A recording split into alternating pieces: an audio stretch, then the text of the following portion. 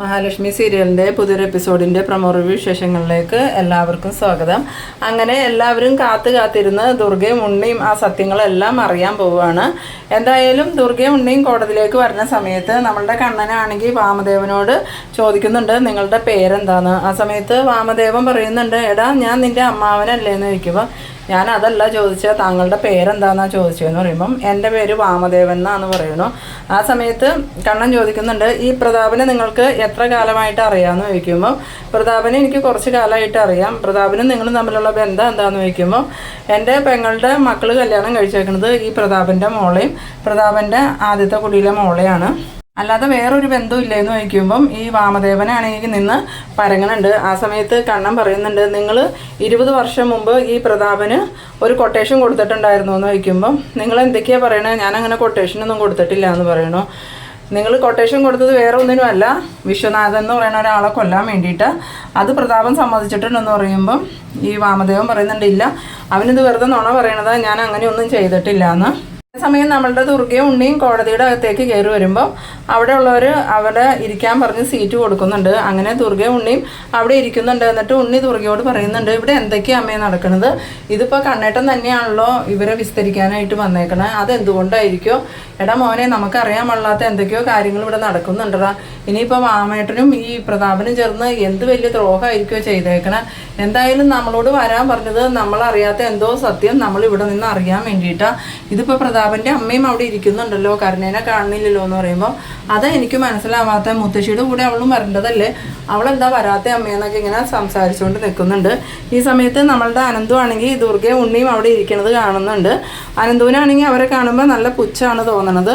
ആ സമയത്ത് ഉണ്ണി പറയുന്നുണ്ട്, ആ അനന്തോട്ടനെ ഇങ്ങോട്ട് നോക്കുന്നുണ്ട്, നമ്മളെ കണ്ടിട്ട് അയാൾക്കൊരു പരിഹാസമല്ലോ എന്ന് പറയുമ്പോൾ ദുർഗ പറയുന്നുണ്ട്, അതാടാ മനസ്സിലാവാത്ത എന്തൊക്കെയോ സംഭവങ്ങളുണ്ട്, എന്തായാലും നമ്മൾ പ്രതീക്ഷിച്ചതുപോലെ ഒന്നും അല്ല കാര്യങ്ങൾ വന്നേന്ന്.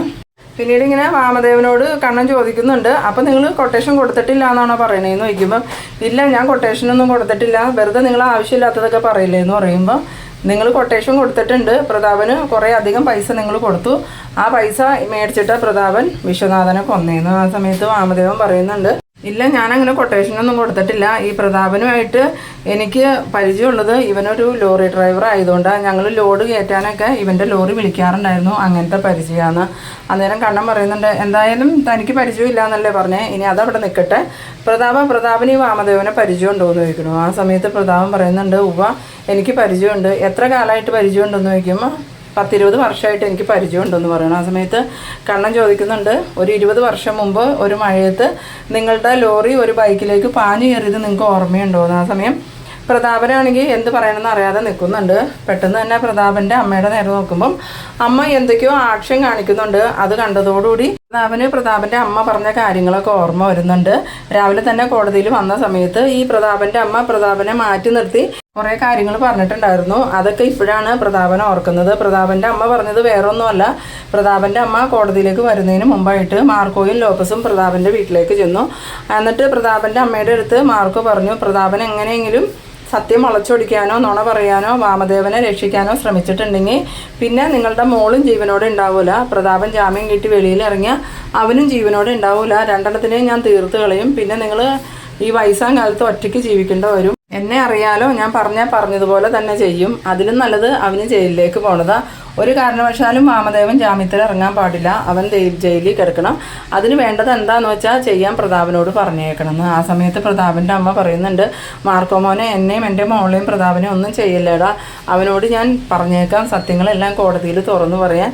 സത്യങ്ങൾ തുറന്നു പറയാണ്ട് അവൻ ജാമ്യത്തിൽ ഇറങ്ങി വന്നാൽ പിന്നെ അവനെ നിങ്ങൾ കാണുന്നത് അവൻ്റെ ശരിയായ കോലത്തിലായിരിക്കില്ല, അവൻ്റെ 2 കാലും ഞാൻ വെട്ടിക്കളയും, പിന്നെ അവൻ കാലില്ലാതെ നടക്കേണ്ട വരുമെന്നൊക്കെ ഈ പ്രതാപൻ്റെ അമ്മയെ മാർക്കോ ഭീഷണിപ്പെടുത്തിയ കാര്യം പ്രതാപൻ്റെ അമ്മ പറഞ്ഞത് പ്രതാപന് ഓർമ്മ വന്നതും പ്രതാപൻ വേഗം തന്നെ, ഉവ്വ എനിക്ക് വാമദേവൻ കൊട്ടേഷൻ തന്നിട്ടുണ്ട്, എന്തിനു വേണ്ടിയിട്ടാണ് തന്നേന്ന് ചോദിക്കുമ്പോൾ, വിശ്വനാഥൻ എന്ന് പറയുന്ന ഒരാളെ കൊല്ലണമെന്നും പറഞ്ഞാൽ തന്നെ, എന്നിട്ട് അവൻ്റെ മകൻ്റെ പിറന്നാളിൻ്റെ അന്ന് അവനും മകനും കൂടി അമ്പലത്തിലേക്ക് പോയിട്ടുണ്ട്, തിരികെ വരുന്ന സമയത്ത് അവരെ തീർത്ത് കളഞ്ഞേക്കാൻ പറഞ്ഞ് വാമദേവൻ എനിക്ക് ഫോൺ ചെയ്ത് പറയുകയും ചെയ്തു. അത് കേട്ടതും വാമദേവനാണെങ്കിൽ ആകെ ഷോക്കാവുന്നുണ്ട്. ഇത് കേട്ട് നിന്നാൽ നമ്മളുടെ ദുർഗയ്ക്കും ഉണ്ണിക്കും എന്ത് പറയണമെന്ന് അറിയാതെ ആവുന്നുണ്ട്. കാരണം അവരൊരിക്കലും പ്രതീക്ഷിച്ചില്ല ഈ വിശ്വനാഥനെ കൊന്നത് പ്രതാപനും വാമദേവനും ആണ്. എന്നിട്ട് ഉണ്ണി പറയുന്നുണ്ട്, അമ്മ എന്തൊക്കെയാണ് നമ്മൾ ഈ കേൾക്കണത്, അപ്പം എൻ്റെ അച്ഛനെ കൊന്നത് കരുണയുടെ അച്ഛനാണോ എന്ന്. ആ സമയത്ത് ദുർഗ പറയുന്നുണ്ട്, എടാ മോനെ, അപ്പോൾ വാമേട്ടനാണോ എൻ്റെ വിശ്വേട്ടനെ കൊല്ലാൻ കൊട്ടേഷൻ കൊടുത്തത്? എന്നാലും വാമേട്ടൻ എന്തിനായിരിക്കും അങ്ങനെ ചെയ്തേ? പിന്നീട് കണ്ണൻ പ്രതാപനോട് ചോദിക്കുന്നുണ്ട്, എന്നിട്ട് നിങ്ങൾ അതുപോലെ തന്നെ ചെയ്തു എന്ന് ചോദിക്കുമ്പോൾ, ഞാൻ അതുപോലെ തന്നെ ലോറിയിലേക്ക് ബൈക്ക് ഓടിച്ച് കയറ്റി ഞാൻ എന്നിട്ട് നിർത്താണ്ട് വിട്ടുപോയിരുന്നു. ആ സമയത്ത് വാമദേവനോട് ചോദിക്കുന്നുണ്ട്, ഇനി നിങ്ങൾക്ക് എന്തെങ്കിലും പറയാനുണ്ടോ എന്ന് ചോദിക്കുമ്പം ഇവൻ പറയണത് നുണയാ, ഇവനക്ക് തലയ്ക്ക് സുഖമില്ല, അതുകൊണ്ടാണ് ഇവൻ ഇങ്ങനെയൊക്കെ പറയണേ.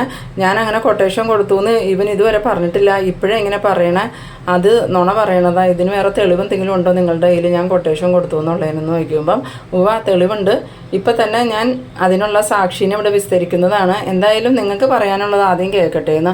ആ സമയത്ത് വാമദേവൻ പറയുന്നുണ്ട്, ഞാൻ എന്തിനാ വിശ്വനാഥനെ കൊല്ലണേ, അതെൻ്റെ പെങ്ങളുടെ ഭർത്താവല്ലേ എന്ന് ചോദിക്കുമ്പം കണ്ണൻ പറയുന്നുണ്ട്, അന്ന് നിങ്ങൾ കമ്പനിയിൽ ഒരുപാട് അഴിമതി നടത്തിയിട്ടുണ്ടായിരുന്നു, ആ അഴിമതികളെല്ലാം വിശ്വനാഥൻ കണ്ടെത്തി നിങ്ങളെ കമ്പനിയിൽ നിന്ന് പുറത്താക്കുന്നുള്ള അവസ്ഥ വന്നതുകൊണ്ടാണ് നിങ്ങൾ വിശ്വനാഥനെ കൊല്ലാനായിട്ട് കൊട്ടേഷൻ കൊടുത്തതെന്ന്. അത് കേട്ടതും വാമദേവൻ ചോദിക്കുന്നുണ്ട്, അതിനെന്തെങ്കിലും തെളിവുണ്ടോന്ന്. ആ സമയത്ത് കണ്ണൻ പറയുന്നുണ്ട്, എൻ്റെ കയ്യിൽ തെളിവുണ്ട്, ഇപ്പം തന്നെ ഞാൻ ആ സാക്ഷിയും കൂടി വിളിക്കാമെന്ന്. അങ്ങനെ കണ്ണൻ വിളിക്കുന്നത് വേറെ ആരെയല്ല, ഈ പ്രതാപനെ ചികിത്സിച്ച ആ ഒരു ഡോക്ടറെയാണ്.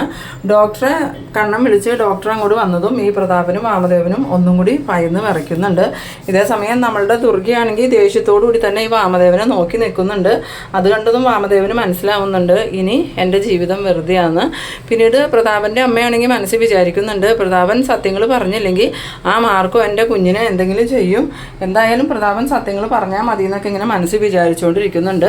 പ്രതാപൻ്റെ അമ്മയുടെ നേരെ നോക്കണ സമയത്ത് പ്രതാപൻ്റെ അമ്മയാണെങ്കിൽ ഇങ്ങനെ കണ്ണുകൊണ്ട് കാണിക്കുകയും ചെയ്യുന്നുണ്ട്, സത്യങ്ങൾ മാത്രമേ പറയാവുള്ളൂ എന്ന്. പിന്നീട് ആ ഡോക്ടർ നിന്നതും ഡോക്ടറിനോട് കണ്ണൻ ചോദിക്കുന്നുണ്ട്, ഈ നിൽക്കുന്ന ആളുകളെ ഡോക്ടർക്ക് ഇതിനു മുമ്പ് പരിചയം ഉണ്ടോ എന്ന് ചോദിക്കുമ്പോൾ ഡോക്ടർ പറയുന്നുണ്ട്, എനിക്ക് ഇയാളെ പരിചയമുണ്ട്, രണ്ടുപേരെയും പരിചയമുണ്ട്, ഇയാൾ കുറച്ച് നാൾ എൻ്റെ ചികിത്സയിലായിരുന്നു. അയാളുടെ പേരെന്താണെന്ന് ചോദിക്കുമ്പം അയാളുടെ പേര് പ്രതാപൻ എന്നാ. കൂടെയുള്ള ആളോ എന്ന് ചോദിക്കുമ്പം കൂടെയുള്ള ആളാണ് അയാൾ എൻ്റെ അടുത്ത് ചികിത്സയ്ക്കായിട്ട് കൊണ്ടുവന്നത്. അപ്പോൾ ഇയാൾ അവിടെ വന്നപ്പോൾ ഇയാളുടെ അവസ്ഥ എങ്ങനെയായിരുന്നു എന്ന് ചോദിക്കുമ്പം ഇയാൾ വന്നപ്പോൾ ഇയാളുടെ മനസ്സിൻ്റെ സമനില തെറ്റിയ അവസ്ഥയിലായിരുന്നു. പക്ഷേ ഇയാൾ കൂടെ ഞാൻ വിശ്വനാഥനെ കൊന്നു എന്നിങ്ങനെ വിളിച്ച് പറയുന്നുണ്ടായിരുന്നു.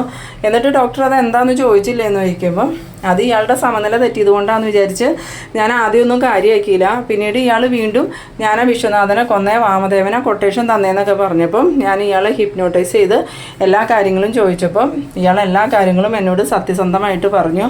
ഡോക്ടറോട് ഇയാൾ എന്താ പറഞ്ഞതെന്ന് ചോദിക്കുമ്പം ഈ പ്രതാപനാണെങ്കിൽ ഡോക്ടറോട് വിശ്വനാഥനെ കൊന്ന കാര്യവും മഹാലക്ഷ്മി ഈ മോഹിനിയുടെ ആദ്യത്തെ കുടിയിലെ കുഞ്ഞായിരുന്നു എന്ന് പറഞ്ഞ കാര്യവും മഹാലക്ഷ്മിയെ വെറും വേലക്കാരിയാക്കാൻ വേണ്ടി കമലേശ്വരത്തേക്ക് വിവാഹം കഴിച്ച് അയച്ചതും സ്വന്തം മോളുടെ സന്തോഷത്തിന് ഇത്രയും നാൾ ജീവിച്ചതും ഇതിനു മുമ്പ് പല പ്രാവശ്യം കണ്ണനെ മഹാലക്ഷ്മിയെ കൊല്ലാൻ ശ്രമിച്ചിട്ടുണ്ടെന്നും ഉള്ള എല്ലാ കാര്യങ്ങളും ഈ കോടതിയിൽ പറയുന്നുണ്ട്. അതിൻ്റെ ഇടയ്ക്ക് വാമദേവൻ ചെന്ന് ഇത് ആരോടും പറയരുത്, പോലീസിൽ അറിയിക്കരുതെന്നും പറഞ്ഞ് ഡോക്ടറുടെ കാല് പിടിച്ച കാര്യവും പറയുമ്പോൾ കണ്ണൻ ചോദിക്കുന്നുണ്ട് കോടതിയിൽ ജഡ്ജിനോട്, ഇപ്പം കേട്ടില്ലേ ഇതിലെന്തെങ്കിലും സത്യമില്ലാന്ന് കോടതിക്ക് തോന്നുന്നുണ്ടോ എന്ന് ചോദിക്കുമ്പോൾ ഡോക്ടർ പറഞ്ഞതെല്ലാം സത്യം, പിന്നെ നിങ്ങളൊരു തെറ്റും ചെയ്തില്ലെങ്കിൽ എന്തിനാ ഡോക്ടറുടെ കാല് പിടിക്കാൻ പോയെന്ന് വാമദേവനോട് ജഡ്ജി ചോദിച്ചതും വാമദേവനാണെങ്കിൽ എന്ത് പറയണമെന്ന് അറിയാതെ നിൽക്കുന്നുണ്ട്. പിന്നീട് ഡോക്ടർ പറയുന്നുണ്ട്, എനിക്ക് വേറൊരു കാര്യം കൂടി പറയാനുണ്ട്, അന്ന് ഈ പ്രതാപന് ഒരു ആക്സിഡൻറ്റ് സംഭവിച്ചില്ലേ, അത് വേറെ ഒന്നുകൊണ്ടും അല്ല സംഭവിച്ചത്. അന്ന് കണ്ണനും മഹാലക്ഷ്മിയും പോയിക്കൊണ്ടിരുന്ന കാറിൻ്റെ പുറകെ ലോറി ഇടിപ്പിച്ച് കൊല്ലാൻ വേണ്ടിയിട്ട് ലോറിയായിട്ട് പോയ സമയത്താണ് വിശ്വനാഥൻ്റെ ആത്മാവ് വന്ന് ഇയാളെ ശല്യം ചെയ്തതും ഇയാൾ ലോറിയിൽ നിന്ന് ഇറങ്ങി ഓടിയതും. അങ്ങനെ ഇയാളെ വിശ്വനാഥൻ്റെ ആത്മാവ് മേളിൽ നിന്ന് തള്ളിയിട്ടിട്ടാണ് ഇയാളുടെ കാലൊടിഞ്ഞതും ഇയാളുടെ സമനില തെറ്റിയതും. കുറേ നാളത്തേക്ക് വിശ്വനാഥൻ്റെ ആത്മാവ് ഇയാളുടെ ശരീരത്തിൽ തന്നെയായിരുന്നു. എല്ലാ സത്യങ്ങളും ഇയാൾ എല്ലാവരോടും പറഞ്ഞതിന് ശേഷം ആത്മാവ് ഒഴിഞ്ഞു പോയേന്ന്. ഇതൊക്കെ കേട്ടിട്ട് ദുർഗയ്ക്കും ഉണ്ണിക്കാണെങ്കിൽ സഹിക്കാനേ പറ്റണില്ല. ദുർഗയാണെങ്കിൽ സങ്കടത്തോടു കൂടി ഇരുന്ന് കരയുന്നുണ്ട്. ഉണ്ണിക്കും ഭയങ്കര സങ്കടം വന്നിട്ട് ഉണ്ണി ദുർഗയോട് പറയുന്നുണ്ട്, എന്നാലും അമ്മേ ഇവർ ഇങ്ങനെയൊക്കെ നമ്മളോട് ചെയ്തു എന്ന് നമ്മൾ ഒരിക്കലും വിചാരിച്ചില്ലല്ലോ, എന്നാലും എന്തിനായിരിക്കുമോ ഇത്രയും വലിയ ക്രൂരത അമ്മയോട് അമ്മാവൻ ചെയ്തതെന്ന്. അന്നേരം ദുർഗ പറയുന്നുണ്ട്, എനിക്കിത് വിശ്വസിക്കാനേ പറ്റണില്ല മോനെ എന്ന് പറയുമ്പോൾ ഉണ്ണി പറയുന്നുണ്ട്, നമുക്ക് വിശ്വസിക്കാതിരിക്കാനൊന്നും പറ്റില്ലല്ലോ, നമ്മുടെ മുന്നിലല്ലേ ഇത് നടന്നുകൊണ്ടിരിക്കണേ, എന്തായാലും ഇവരെ വെറുതെ വിടരുത് അമ്മയെന്ന്. അന്നേരം ദുർഗയും പറയുന്നുണ്ട്, വേണ്ട മോനെ, ഇവന്മാരെ ഇനി ജീവിക്കാൻ പോലും അനുവദിക്കരുത്, രണ്ടെണ്ണവും നമ്മളോട് ചെയ്ത ദ്രോഹത്തിന് കനത്ത തിരിച്ചടി എന്നെ കൊടുക്കണം, ഇനി ഒരു കാരണവശാലും കരുണേനെ നമ്മുടെ വീട്ടിലോട്ട് കൊണ്ടുവരാനും പാടില്ല എന്ന്. പിന്നീട് കാണിക്കുന്നത് ആസ്പത്രിയിൽ ലേഹയും മോഹിനിയും കുഞ്ഞിനെ ഇങ്ങനെ കളിപ്പിച്ചുകൊണ്ടിരിക്കുന്ന സമയത്ത് മഹാലക്ഷ്മി പറയുന്നുണ്ട്, ഏതായാലും എൻ്റെ കുഞ്ഞ് ഭാഗ്യമുള്ളവളാ, അവൾക്ക് 2 അമ്മേനെ അല്ലേ കിട്ടിയേക്കണേന്ന് ചോദിക്കുമ്പോൾ മോഹിനി പറയുന്നുണ്ട്, അത് നേരെ ഇനിയിപ്പോൾ മോള് നോക്കിയില്ലെങ്കിലും ലേഖമോള് കുഞ്ഞിനെ നോക്കിക്കോളൂ. ആ സമയത്ത് ലേഖ പറയുന്നുണ്ട്, ഞാൻ എത്ര കാലമായി ഈ ഒരു കുഞ്ഞിൻ്റെ വരവിന് വേണ്ടി കാത്തിരിക്കണു, എന്തായാലും എനിക്ക് സമാധാനമായി, നമ്മളുടെ കാത്തിരിപ്പ് കുറച്ചുകൊണ്ട് ആ കരുണ കാരണം പെട്ടെന്ന് തന്നെ നമുക്ക് കുഞ്ഞിനെ കിട്ടിയല്ലോ എന്ന് അവരങ്ങനെ സംസാരിച്ചിരിക്കുമ്പോൾ മഞ്ജു അങ്ങോട്ട് വരുന്നുണ്ട്. മഞ്ജുവിനെ കണ്ടതും, മഞ്ജു നീ എവിടെ പോയേക്ക് പറഞ്ഞു എന്ന് ചോദിക്കുമ്പോൾ ഞാൻ പോയത് ആ സ്റ്റേഷനിൽ പോയി ആ പ്രതാപനെയും വാമദേവനെയും കണ്ടു, അത് കഴിഞ്ഞിട്ട് ഞാൻ നേരെ പോയത് ആ മേഘനാഥൻ്റെ അടുത്തേക്കാണ്. അവിടെ ചെന്ന് അമ്മായിക്ക് ഞാൻ വയറിറച്ച് കൊടുത്തിട്ടുണ്ട്, പിന്നെ ഞാൻ മേഘനെ കയറി കണ്ടു. ആ മേഘന ഇപ്പം എങ്ങനെയുണ്ട്, അവനക്ക് അനങ്ങാനൊക്കെ പറ്റുന്നുണ്ടോ എന്ന് ചോദിക്കുമ്പോൾ അവൻ്റെ തലയൊക്കെ പതുക്കെ അനങ്ങി തുടങ്ങി, അവനെ അങ്ങോട്ടും ഇങ്ങോട്ടൊക്കെ നോക്കണമൊക്കെ ഉണ്ട്. പിന്നെ എന്തൊക്കെയോ പറയാനും അവൻ തുടങ്ങുന്നുണ്ടായി, പക്ഷേ ഒച്ച പുറത്തേക്ക് വരുന്നുണ്ടായില്ല. ഇനിയിപ്പോൾ അധികം വൈകാതെ അവൻ എഴുന്നേറ്റ് നടക്കുമെന്ന് എനിക്ക് തോന്നണേ. അന്നേരം ലേഖ പറയുന്നുണ്ട്, ഒരു കാരണവശാലും അവൻ എഴുന്നേറ്റ് നടക്കരുത്, അവൻ അങ്ങനെ എന്തെങ്കിലും മാറ്റം ഉണ്ടായാൽ അപ്പം തന്നെ അത് മാർക്കോയെ അറിയിച്ചാൽ മതി, മാർക്കോ അവനെ വേണ്ടതുപോലെ കൈകാര്യം ചെയ്തോളും. അത് ഞാൻ അങ്ങനെ തന്നെയാണ് തീരുമാനിച്ചേക്കണം. ഞാനത് അവനോടും അവൻ്റെ അമ്മയോടും പറഞ്ഞിട്ടുണ്ട്. ഇടയ്ക്കിടയ്ക്ക് ഞാനിനി അങ്ങോട്ട് വരും, അവനക്ക് എന്തെങ്കിലും മാറ്റം ഉണ്ടോയെന്ന് നോക്കാനും മാറ്റം ഉണ്ടോയെന്ന് മനസ്സിലായിട്ടുണ്ടെങ്കിൽ മാർക്കോയും കൊണ്ട് അവൻ്റെ കയ്യും കാലും തല്ലുപിടിപ്പിക്കാനായിട്ട് വരുമെന്ന് പറഞ്ഞിട്ടാണ് ഞാൻ പോന്നേക്കണം.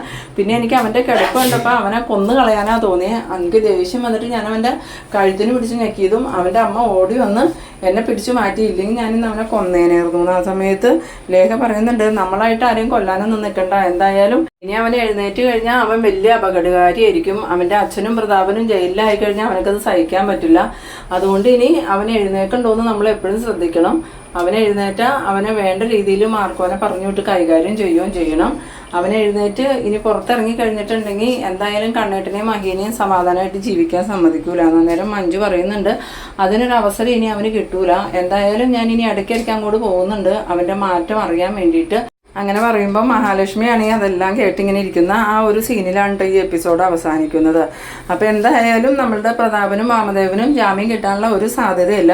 മിക്കവാറും അവരെ കോടതി ജയിലിലോട്ട് തന്നെ പറഞ്ഞു വിടും. ഇതോടുകൂടി നമ്മളുടെ ദുർഗയുടെയും ഉണ്ണിയുടെയും അത്യാഗ്രഹമൊക്കെ മാറുന്ന എപ്പിസോഡ് തന്നെയാണ് ഇനി വരാൻ പോകുന്നത്. അപ്പോൾ നിങ്ങൾ എൻ്റെ വീഡിയോ ആദ്യമായി കാണുന്നവരാണെങ്കിൽ ചാനലൊന്ന് സബ്സ്ക്രൈബ് ചെയ്യാനും ഇഷ്ടമായാൽ ലൈക്ക് ചെയ്യാനും ഷെയർ ചെയ്യാനും മറക്കരുത്. അപ്പോൾ ഇതുപോലെ ഇൻട്രസ്റ്റിംഗ് ആയിട്ടുള്ള അടുത്തൊരു എപ്പിസോഡുമായി നമുക്ക് വീണ്ടും കാണാം. അതുവരേക്കും ബൈ ബൈ.